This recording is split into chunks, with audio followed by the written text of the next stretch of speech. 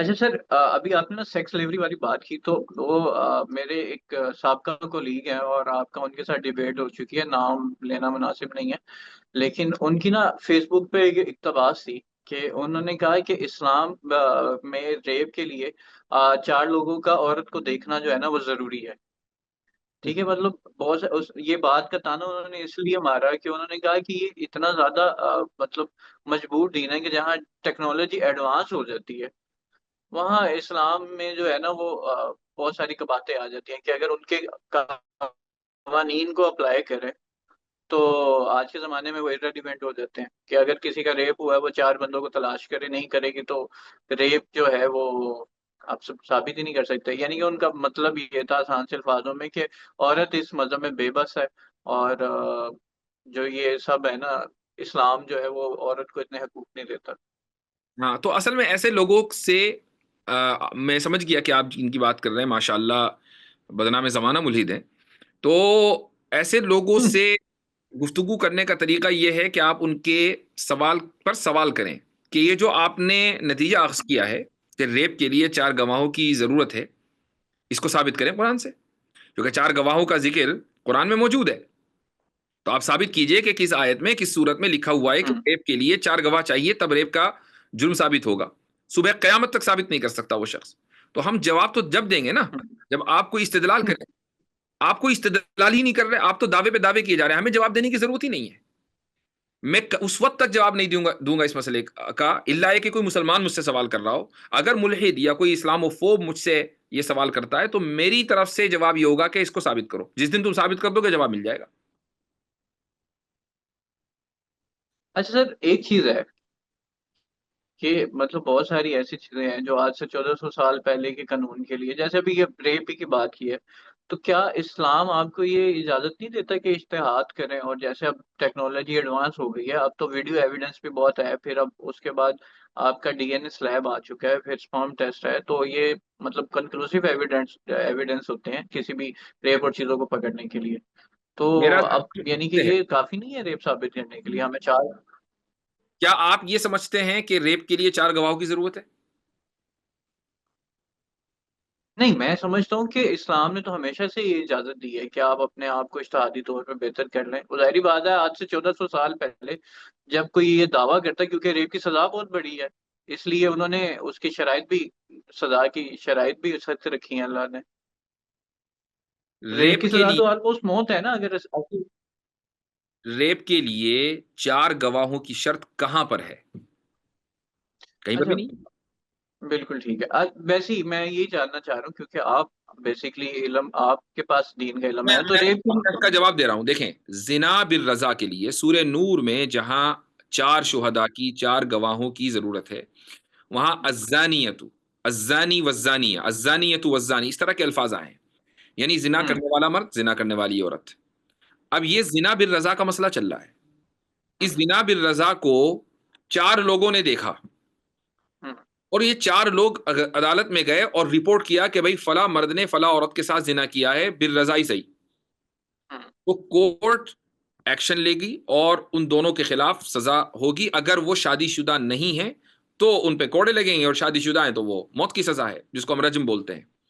ہوں، لیکن اگر ریپ ہو جائے تو ریپ کے لیے چار گواہوں کی شرط کہیں بھی نہیں ہے. ریپ کے ہوں، لیے ریپ بالکل ایسا ہی ہے جیسا کہ مرڈر آپ ثابت کرتے ہیں، چوری ثابت کرتے ہیں. کیسے ثابت کریں گے آپ مرڈر؟ کیسے ثابت کریں گے آپ چوری؟ کیسے ثابت کریں گے آپ دوسرے جرائم؟ بالکل ویسے ہی ریپ بھی ثابت ہوگا.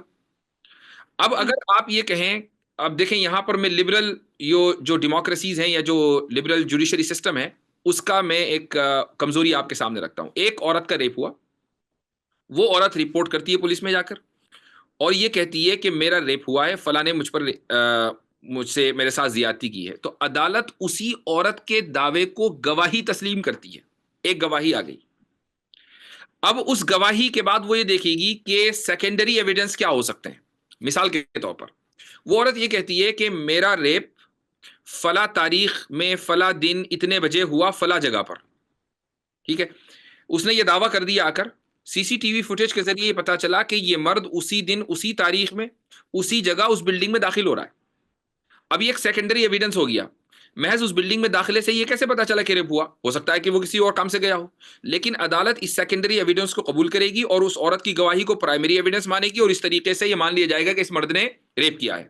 اچھا، اگر مان لیجئے پیریڈ لمبا ہو جائے، یعنی مثال کے طور پر وہ عورت عدالت میں آ رہی ہے، تقریباً ڈیپینڈ کرتا ہے آپ امریکہ میں یا یورپ کے کس اسٹیٹ میں ہیں، کسی جگہ اسٹیچوٹری لمٹ 18 سال ہوتی ہے، کہیں اسٹیچوٹری لمٹ 20 سال ہوتی ہے، کہیں 15 سال ہوتی ہے۔ تو 15 سال، 18 سال، 20 سال کے بعد ایک عورت آئی، اپنے خواب سے بیدار ہوئی، اس نے کہا جی 20 سال پہلے میرا ریپ ہوا تھا، تو اب وہ جو عدالت اس کو انٹرٹین کرے گی وہ اس طریقے سے کہ یہ سول سوٹ بنے گا، کرمنل سوٹ نہیں بنے گا۔ یعنی اب اس شخص کو جو اس بلڈنگ میں داخل ہوا تھا، یہ کہا جائے گا کہ تم اتنے ملین ڈالر، یہ اتنے لاکھ ڈالر فلاں عورت کو دو جرمانہ، اور اب تم بری ہو۔ میرا سوال یہ ہے کہ کیا مدت گزر جانے سے وہ جرم ہلکا ہو گیا؟ مدت گزر جانے کے باوجود بھی وہ جرم ویسا ہی سنگین ہے جیسا کہ پہلے تھا۔ 15 سال گزرنے کے بعد اس جرم کی نوعیت میں کوئی تبدیلی نہیں آئی کہ آپ نے اس کو کرمنل کیس سے سیول کیس بنا دیا، سوائے اس کے کہ آپ یہ کہہ رہے ہیں کہ بھئی تم اتنے دن کہاں تھی، اس میں تمہاری بات میں کوئی نہ کوئی کمزوری ہوگی، اسی لیے تم اتنے دن کے بعد آئی ہو۔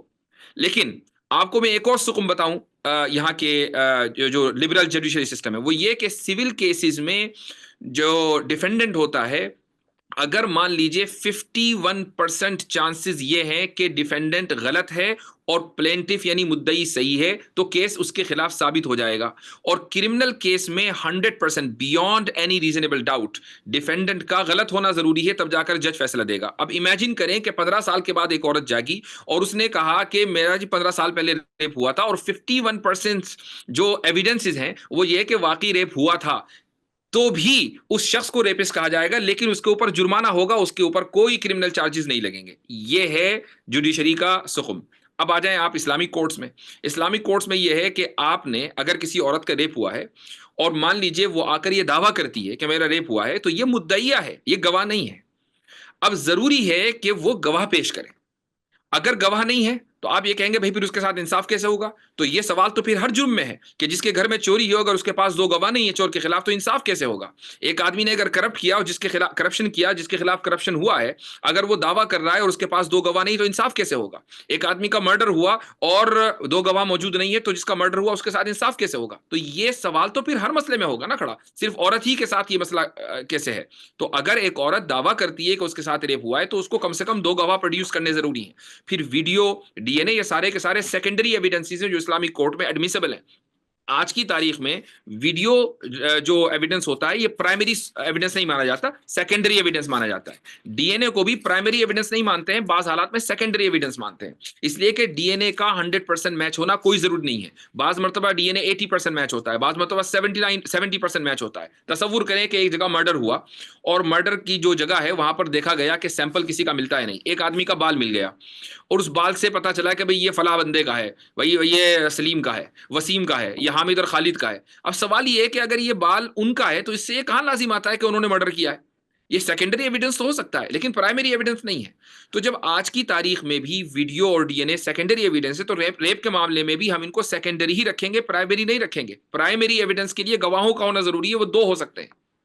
تو جب تک آپ اسلامی لا کے میں 2 طرح کے قوانین ہوتے ہیں، حدود اور تعزیرات۔ ریپ کا مسئلہ تعزیرات میں آتا ہے، تو تعزیرات کے قانون کو جب تک آپ نہیں سمجھیں گے تو اس طرح کے اوٹ پٹانگ اعتراضات یہ ملحق کرتے رہیں گے۔